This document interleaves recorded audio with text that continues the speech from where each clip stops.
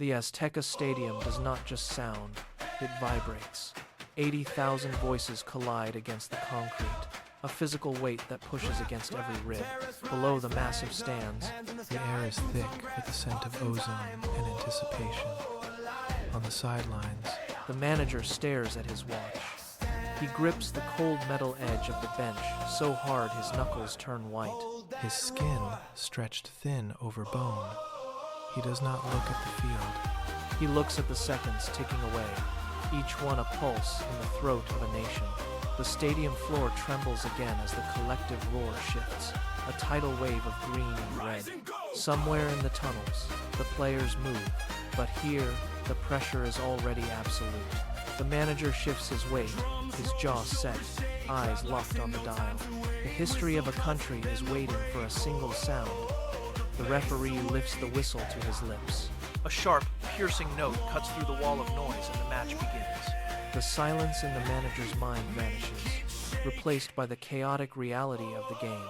The rhythm of the match snapped in the 9th minute. A South African midfielder held the ball for a heartbeat too long, a momentary lapse in concentration that opened a seam in the defense. Lira saw it instantly. He exploded forward, closing the distance before the ball could leave the opponent's boot. He lunged, toe poked the ball away, and sent it spinning toward the open space. Quiñones was already in motion, his stride lengthening as he tracked the flight of the pass. He took one touch to control, keeping his eyes locked on the corner of the net. The goalkeeper lunged, a desperate sprawl across the grass, but the ball moved faster. It slammed into the mesh with a hollow, satisfying thud. Quiñones didn't hesitate. He dropped to his knees and slid across the damp turf, arms wide, soaking in the thunderous wave of noise from the stands. Above him, the air suddenly bloomed with white confetti. It drifted down like heavy snow, catching the stadium lights and turning the field into a blur of motion.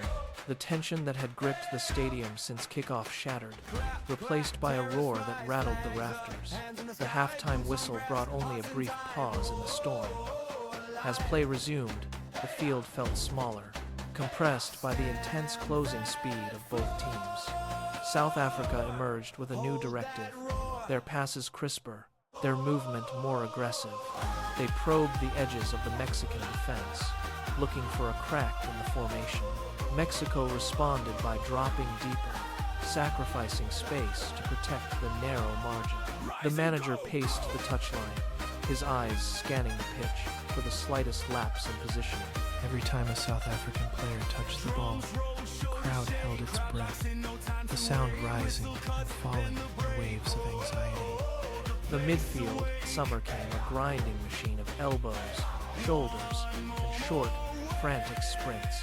Quiñones found himself isolated, forced to track back to offer support, his chest heaving with every lungful of air. The ball pinged between players like a pinball, erratic and dangerous.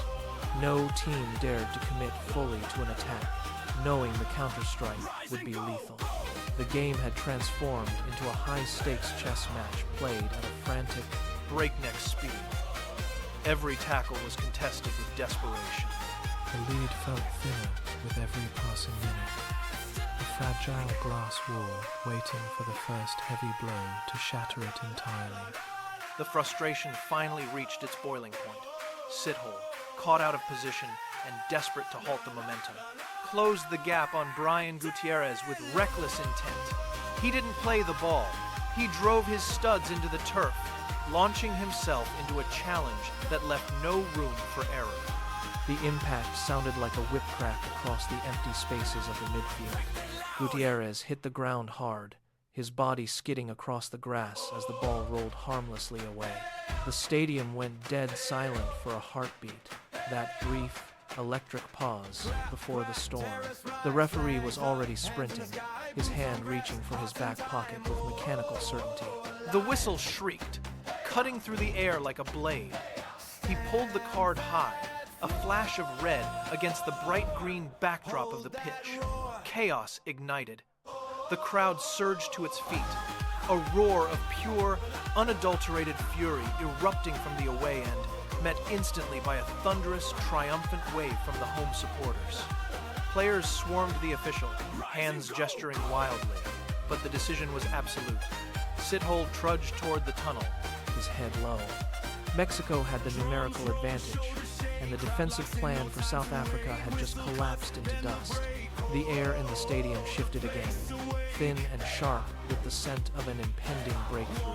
The pitch felt suddenly wide, exposed by the missing man.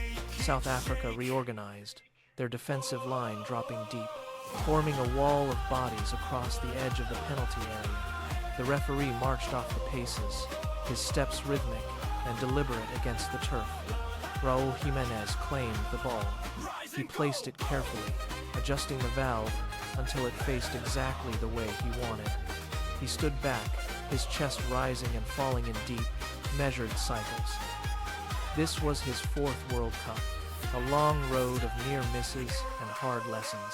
The stadium had gone quiet, a collective holding of breath that pressed against the eardrums. Thousands of eyes were locked on him, not as a player, but as the embodiment of a nation's long-standing hunger. He wiped sweat from his brow, his jaw set, eyes narrowed at the gap between the wall and the post. He could hear the low hum of the crowd, a vibration that traveled through the soles of his boots. He looked toward the goal, visualizing the trajectory, the arc, the perfect strike. The world narrowed down to the leather ball and the white painted line. He stepped back, a final, heavy breath escaping his lips, and he waited for the whistle. The air was thick, heavy with the weight of years, waiting for the moment of truth. The referee's whistle cut the silence like a sharp edge. Jimenez didn't wait. He moved forward, his stride rhythmic and controlled, his focus locked entirely on the target. His foot met the ball with a clean, metallic thud that echoed across the pitch. The ball rose in a tight, dipping arc, clearing the wall by inches before spiraling toward the top corner. The goalkeeper launched himself, fingers stretching, but the trajectory was too precise. The net rippled violently. A fraction of a second later, the sound of the ball hitting the mesh reached the stands. The stadium erupted. It was a roar that seemed to shake the very foundations of the earth, a release of years of pent-up longing. Jimenez didn't sprint. He turned, his face flushed with exertion, and pointed his fingers toward the sky. He stood there for a moment, letting the weight of the effort wash over him. Sweat dripped from his chin, his chest heaving. As his teammates swarmed him in a chaotic mass of limbs and cheers, the grass beneath them looked blurred by the sheer energy of the celebration. It was more than a goal. It was the validation of a career, a singular point of light in a long, storied journey. The noise did not fade. It grew, turning the arena into a furnace of unbridled triumph. The roar of the crowd began to taper into a rhythmic, pulsing chant. On the sideline, the manager gestured toward the fourth official, his hands firm and purposeful. The substitution board flickered to life, glowing with the bright, digital numbers that signaled the end of one chapter and the beginning of another. Gilberto Mora stood at the white line, his boots feeling heavy against the manicured grass. He was 17, and the world he was stepping into was measured in millions of screaming voices. He looked up. The stands rose like a canyon wall, a sea of color that seemed to lean over the pitch, pressing down with the weight of expectation. He took a breath, his lungs burning with the sharp, cool air of the stadium interior. The veteran player he was replacing jogged toward him, a hand briefly patting his shoulder as they crossed paths, a silent handover of the torch. Mora stepped onto the field. He blinked, the floodlights catching the moisture in his eyes, his gaze darting to the massive scoreboard and then back to the center circle. The grass was vibrant, almost electric under his feet. He adjusted his focus, set his jaw, and began to run. The global spotlight had found him, and for the first time, he was exactly where he belonged. Stoppage time arrived like a physical blow. The air in the stadium thickened, turning humid and heavy. Every touch of the ball now carried the risk of impact. Players closed gaps with desperate speed, their movements no longer fluid but jagged and aggressive. A midfielder lunged, his boot catching the turf before slamming into an opponent's ankle. The sound of the collision was audible even from the highest rows of the stands. Neither side retreated. The game had stopped being a contest of skill and had become a grind of attrition. Shoulders collided in every aerial duel, limbs tangling as players fought for leverage. The referee sprinted toward the center circle, his eyes scanning the pitch for the next flashpoint. A striker pushed a defender. The defender shoved back, his hands slamming into the other man's chest. Voices rose, sharp and angry, cutting through the low hum of the crowd. Every whistle now drew a swarm of players toward the official. A tightening knot of frustration and adrenaline. The pitch was a minefield. One wrong step, one mistimed tackle, and the entire structure of the match threatened to snap. The tension was no longer just in the stands, it was in the mud. In the sweat, and in the volatile, rapid-fire reactions of every man on the grass. The ball drifted loose near the sideline, but nobody watched it. All eyes were on the center circle. Zwane tracked back, his momentum unchecked, and slammed his shoulder into César Montes. The impact knocked the wind out of both men. Montes stumbled, regained his footing, and lashed out with his hand. It was a reflexive, violent shove that sent Zwane spinning back toward the grass.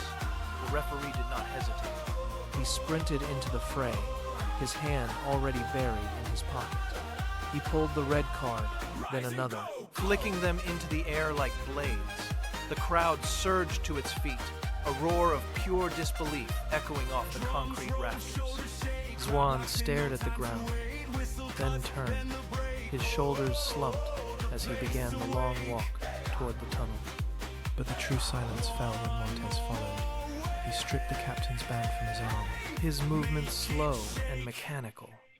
The team watched him go, a gap opening in their defensive line that felt wider than the pitch itself. The victory was secure, but the cost was etched into the faces of every remaining player.